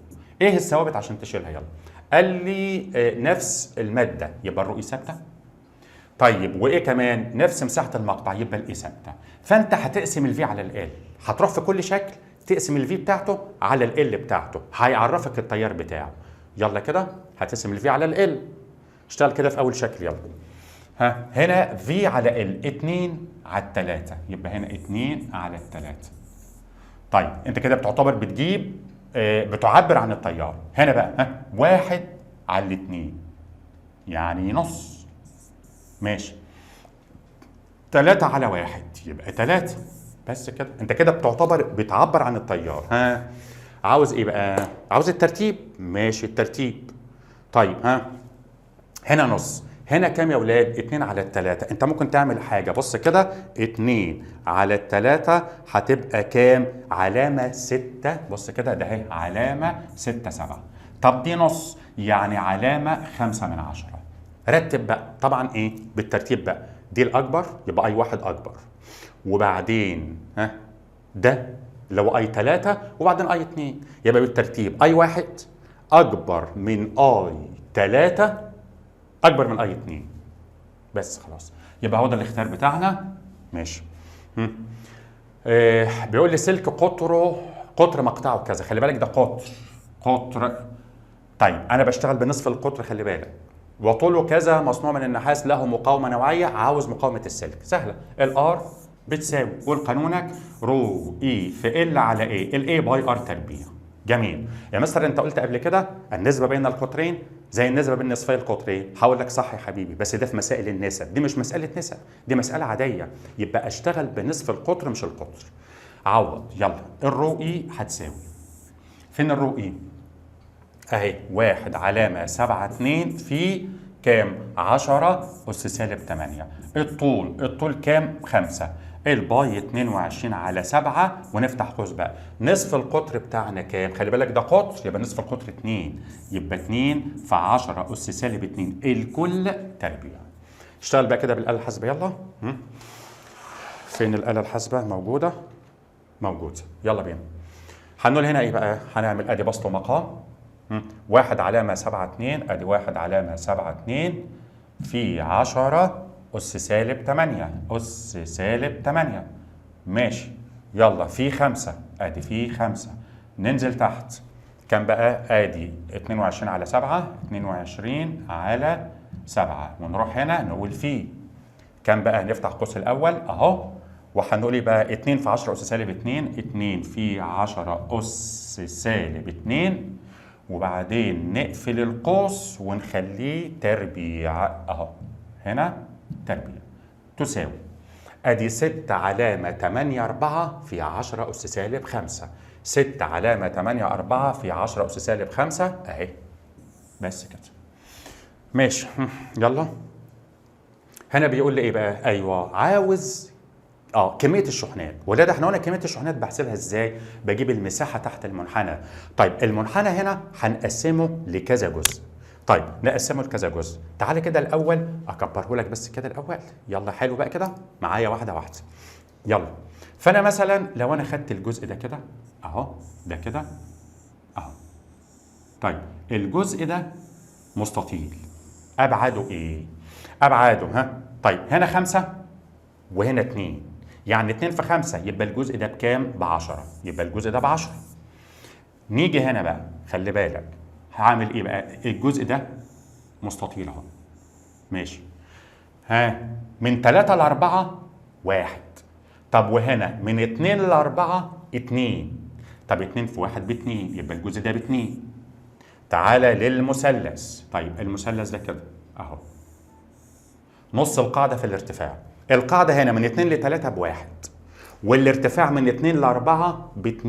طب نص القاعدة في الارتفاع يبقى نص في 1 يعني بنص في 2. طب نص في 2 ب1، يبقى المثلث ده اهو ب1، يبقى المثلث ده زيه على طول ب1. اجمع كده يا حلو بقى، اجمع ادي 10 و2 يبقى 12، و1 و1 يبقى كله 14. بس كده. يبقى الإجابة بتاعتك هتبقى كام؟ 14.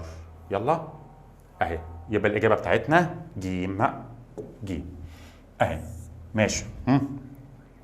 ماشي. عندنا في السؤال 32 بيقول لي يمر تيار كهربي شدته 5 أمبير في موصل طوله 40، مساحة مقطعه 1/10، وفرق جهدك 30 فولت. عاوز المقاومة النوعية. حلو. عندك الرو إي بتساوي إيه؟ أدي ار في إيه على ال. بس هنا ما عنديش، عاوز ادخل التيار وفرق الجهد. طب ما الار شيلها، احط مكانها في وتحت اي، يبقى انا شلت الار وحطيت في فوق واي تحت، وهنا ايه وهنا ال. هنبدا نعوض عادي بقى خالص. يبقى الرو اي هتساوي الفي كام؟ الفي 30، ماشي، في المساحه 1/10 مش هتتحول لانها متر تربيع. طيب التيار بتاعي كام؟ التيار بتاعي 5 في ايه بقى؟ ال بكام؟ ب40. ب40 بس كده. هتمسك الآلة الحاسبة بتاعتك وتبدأ تشتغل كده. يلا اهو. فاحنا هنقول هنا ايه؟ ادي 30 في 1/10 على 5 في 40، هتطلع 15 من 1000. 15 من 1000 ايه بقى؟ دي مقاومة نوعية، يبقى اوم في متر اهي. يبقى الإجابة بتاعتي ب. بس كده. طيب هنا بيقول لي ايه بقى؟ بص كده. عندي سلكين اكس وواي مصنوعين من نفس الماده. خلاص. النسبه بين ايه؟ الطول دي ال على فكره مش اي، دي ال يعني ال اكس على ال واي. فانا هقول هنا ايه؟ ال اكس على ال واي هتساوي 4 على كام؟ على 3. ماشي. النسبة بين قطريهما دي اكس على دي واي ب 2 على 3. خلي بالك القطر هو 2 بس احنا قلنا النسبة بين القطرين زي النسبة بين نصفي القطرين. يعني كده ممكن اقول ايه؟ ممكن اقول ار اكس على ار واي هتساوي 2 على 3. طيب اذا كان فرق الجهد بتاع اكس يساوي فرق الجهد بتاع واي، يعني كده في اكس تساوي في واي. حلو قوي. طلباتك ايه بقى؟ عاوز النسبة بين تيار اكس على تيار واي. طيب واحدة واحدة. الاي بتساوي ايه؟ المفروض في على ار. جميل. طيب ما الار ديت فكها، اصل هو خلي بالك بيقول لي من نفس المادة. ماشي. فكها بقى فهتبقى ايه؟ ادي الفي، الار هتبقى رو اي في ال، والاي هتطلع فوق هفكها باي ار تربيع. نشطب الثوابت يلا كده عشان نعمل النسبة. ايه الثوابت؟ في اكس بتساوي في واي، يبقى شيل الفي وشيل الفاي. طيب من نفس الماده يبقى شيل الرو اي. يبقى اللي فاضل ايه يا ولاد بقى؟ ار تربيع وال. اعمل نسبتك كده حلو بقى. هو عاوز بقى ايه؟ هنقول اي اكس على اي واي هتساوي يلا ار تربيع اكس على ار تربيع واي في ال واي على ال اكس. اتفضل عوض بقى كده. فهنقول ايه هنا؟ هنقول بقى هنا ايه؟ اي اكس على اي واي هتساوي يلا ار اكس. طب ما هو ار اكس على ار واي يا اولاد بتساوي 2 على 3 بس تربيع، يبقى 4 على 9 في. طب ال واي على ال اكس، خلي بالك هتقلب دي بقى، هتقلب دي يبقى 3 على كام؟ على 4.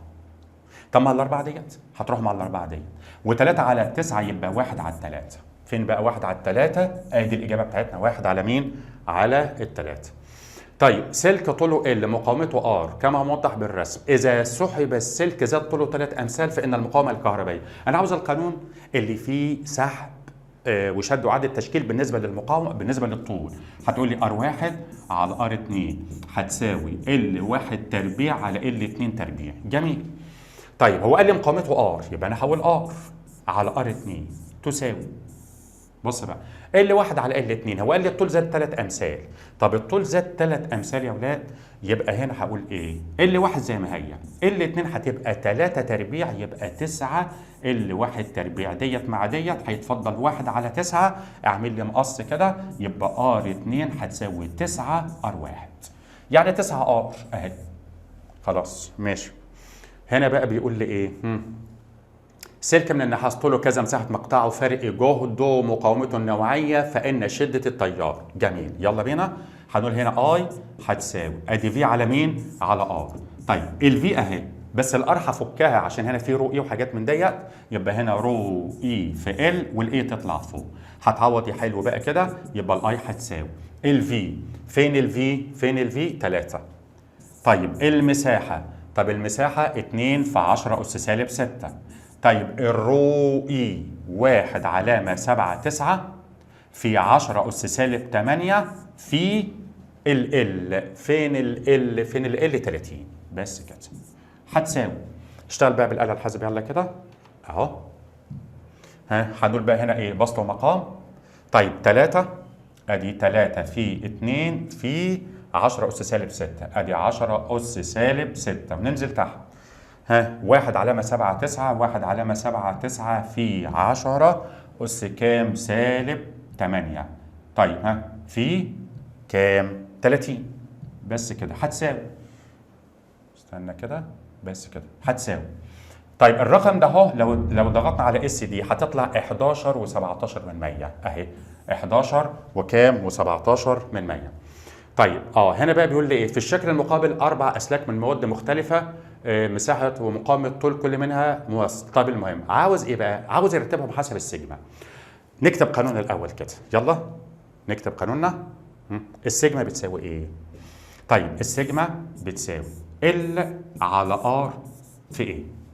هروح على كل شكل اقسم ال بتاعته على الار بتاعته على الاي بتاعته، بس كده. يلا بينا. لو انا مثلا رحت للشكل مين يا اولاد؟ ناخد ايه مثلا؟ يلا اقسم يلا. ال بال يعني 1 اهو، يبقى 1 على ار ب1. طب والايه ب2 يعني ده هيديني نص. نروح على الشكل بي يلا كده، بي، ها، ال برضه بال يعني واحد. طب الار برضه بار يعني واحد، والمساحه بايه؟ يعني واحد، يعني دي هتبقى واحد. طيب نروح على سي، ها، يلا في سي. سي فين سي اهو، ها يلا. ال باتنين ماشي. طب الار باربعه.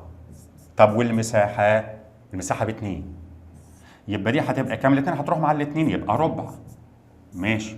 نروح لدي، يلا كده الدي، ها الدي ال بتاعتك بكام؟ باتنين. طب والار بواحد في واحد، يبقى دي هتديني اتنين. بس كده، كده تقدر ترتب بقى. يلا رتب مين اكبر واحده. اكيد ده بي، هنا واحد، لا ده دي صح، دي اللي اكبر. يبقى ترتيبنا ايه بقى يا ولاد؟ دي اكبر من مين بقى؟ من بي. اكبر، ها، نص وربع طبعا، والنص اكبر، يبقى اكبر من ايه؟ اكبر من مين؟ ها، من سي. هو ده الترتيب. فين بقى؟ دي اكبر من بي اكبر من سي، دي اكبر من بي اكبر من ايه؟ اكبر من سي. يبقى هو ده الاختيار بتاعنا. ها، اصحى الله يكرمك، اصحى الله يكرمك. طيب إذا كان الشغل المبذول لنقل كمية من الشحنة الكهربائية مقدارها 2 كولوم داخل البطارية وخارجها هو 12 جول، ولذا قلنا في تعريف القوة الدافعة هي الشغل المبذول لنقل وحدة الشحنات داخل وخارج المصدر. حلو، يعني ده يعتبر تعريف القوة الدافعة. بس هنا مش وحدة شحنات، لا ده أنت عندك 2 كولوم و12 جول، فأنت هتقسم 12 على الاثنين يديك 6. يبقى كده القوة الدافعة بتاعتك 6 أهي. يبقى القوة الدافعة الكهربائية بتاعتك 6 فولت. ماشي. ها، سلك منتظم المقطع طوله كذا ومساحته كذا ومقاومته النوعيه. ايوه، زاد الطول للضعف وقلت المساحه للثلث فان مش هتتغير. هو عمال يسوحك خلاص، هو بيسال في نهايه على المقاومه النوعيه. طب ما هتستنى زي ما هي، يعني هتبقى 1.5 في 10 اس سالب 8. اصل بيسال على المقاومه النوعيه مش المقاومه الكهربائيه. طيب هنا عاوز ايه بقى؟ عاوز النسبه بين AX على AY. طيب الاول نكتب قانوننا اللي فيه الكلام ده. طيب ار هتساوي ادي رو اي في ال على مين؟ على ايه. طيب انت عندك هنا ايه؟ الميل بيساوي ايه؟ الميل هيساوي ار على ال. طب ار على ال يديني رو اي على ايه. بص يا ولاد بقى، ها، طب هي المقاومه النوعيه اخبارها ايه؟ بيقول لي الاثنين من النحاس. طب الاثنين من النحاس يبقى الرؤي ثابته. طب بما ان الرؤي ثابته يا اولاد، يبقى اذا الميل ماله بقى؟ عكسي مع الايه. معنى الكلام ده ايه بقى؟ الميل عكسي مع الايه. فانت هتقول لي ايه بقى؟ يلا. فانا لو قلت لك مثلا هو عاوز ايه اكس على ايه واي. طب ايه اكس على ايه واي يساوي ايه؟ ميل واي على ميل اكس. طيب ميل واي على ميل اكس، بص بقى، هو واي كام؟ زاويتها كام؟ 30. يبقى انا هقول تان 30. طب على ميل اكس، خلي بالك هنا في 15 مع ال 30، يبقى تان 45. تان 45 يبقى هتساوي، يلا الآلة الحاسبة بتاعتنا هنقول بقى كام على كام؟ يلا تان 30 ادي تان 30 خلاص، ونقفل القوس ننزل تحت على تان 45. هي طبعا تان 45 بواحد بس اكتبها برضه مش هتخسر حاجة، هتساوي جذر 3 على 3. طب ما هو جذر 3 على 3 هي ده، ماشي كده؟ لا مش دي، اسف، لا جذر 3 على 3. جذر 3 على مين؟ ها، على 3 هي اللي فوق ده. وطب مصر انا ما اعرفش كده صح ولا لا. هقول لك بص يا ابني، هات الآلة الحاسبة كده تاني. جذر 3 على 3 خليها اس دي كده، هتطلع علامة 577. استنى بقى، علامة 577. طيب أنا لو قلت لك 1 على جذر 3 هتساوي إيه؟ بص كده، جذر 3 على 3 اللي هي علامة 577، يبقى هي. يبقى احنا هنختار بقى 1 على مين؟ على جذر 3. طيب ها، هنا بيقول لي إيه؟ عاوز إيه بقى؟ عاوز المقاومة النوعية. طيب قول كده قانونك رو اي بتساوي ار في اي على ال. انت هتجيب معطيات من الرسم تعوض فيها. طيب بص كده، الار خد لي بقى ايه؟ ار وال منهم، يعني لو خدت 24 هاخد معاها 150. طب يبقى انا هاخد هنا 24، يبقى ال اللي تحت 150. طب خدت مثلا 8 اخد معاها، او 16 اخد معاها 100، وهكذا. طيب المساحة، فين المساحة؟ اهي. يبقى في 1/10 في 10 أس سالب 4 بس كده. طيب بالآلة الحاسبة واشتغل كده يلا اهو. يبقى هنقول ايه هنا؟ طيب ادي 24 في كام؟ 1/10 في كام؟ 10 أس سالب 4 وننزل تحت 150. 150 تساوي 2 على 125 يعني 16 من 1000. 16 من 1000. طيب 16 من 1000 فين ديت بقى؟ طب في حاجة ناقصة ولا ايه بالظبط؟ ادي 1/10 سنتيمتر تربيع، وادي الار وادي ال، يبقى اللي هو عاوز ايه؟ المقاومة النوعية، يبقى رو ايه بتساوي ار في ايه على ال. طب الار هنا 24 ماشي. طب والال بتاعتها 150 ماشي. والمساحة 1/10 سنتيمتر تربيع، يبقى 1/10 في 10 أس سالب كام؟ 4. نعيدها تاني كده. يلا. هنقول هنا ايه؟ ادي 24 في كام؟ ادي 1/10 في 10 أس سالب 4 وننزل تحت هنقول 150 هتساوي 1.6 في 10 سالب 6. يبقى احنا في الآلة الحاسبة الأولانية في حاجة كتبناها غلط، يبقى 1/10 في 10 أس سالب 6. قصدي 1.6 في 10 أس سالب 6، يبقى الإجابة بتاعتنا أهي. طيب تمام. عندي هنا بقى ايه؟ اذا كان الشغل المبذول. طيب يا اولاد، ما احنا قلنا الشغل المبذول هنا خارج وداخل المصدر ده يعتبر قوه دافعه، خلاص. يبقى القوه الدافعه الكهربائيه للمصدر هتساوي كام؟ 6 فولت. هو السؤال هنا متكرر لانه اتكرر في كذا امتحان يعني. طيب عندي بعد كده هنا بيقول لي ايه؟ اي التغيرات التاليه يؤدي الى زياده المقاومه الكهربائيه. انت عاوز تزود المقاومه، الار بتساوي رو اي في ال على ايه؟ انت عاوز تزود المقاومه، يبقى يزود الطول يقلل المساحه، يا ازود درجه الحراره. طيب تقليل المساحه ايوه، طب خفض درجه الحراره لا، تقليل الطول لا، تغليف السلك لا، يبقى تقليل المساحه. يبقى انت كده هتزود الايه؟ المقاومه الكهربائيه كده. الحمد لله ده الفيديو الاولاني. معلش هو يا ولاد طويل شويه، بس الله يكرمك انا بحب دايما احل معاك كتير وانت تحل كتير. الفيزياء عاوزه صبر في المذاكره. لسه في فيديو تاني بقى اللي هو مراجعه بقى ايه؟ هو ده كان من الاول لغايه التوصيل على التوالي والتوازي. هناخد بقى التوصيل على التوالي والتوازي نعمل له فيديو لوحده ونراجعه، ده الفيديو اللي جاي على طول. يعني هي مش لسه بقى بعديه يومين ثلاثه، لا، يعني انت هتفوق كده نفسك وتيجي على طول تدخل على الفيديو الثاني. شد حيلكم واجمد يا ابني، اجمد كده واصبر عشان تحقق اللي انت عاوزه وتحقق الهدف بتاعك. يلا بينا على الفيديو اللي بعديه.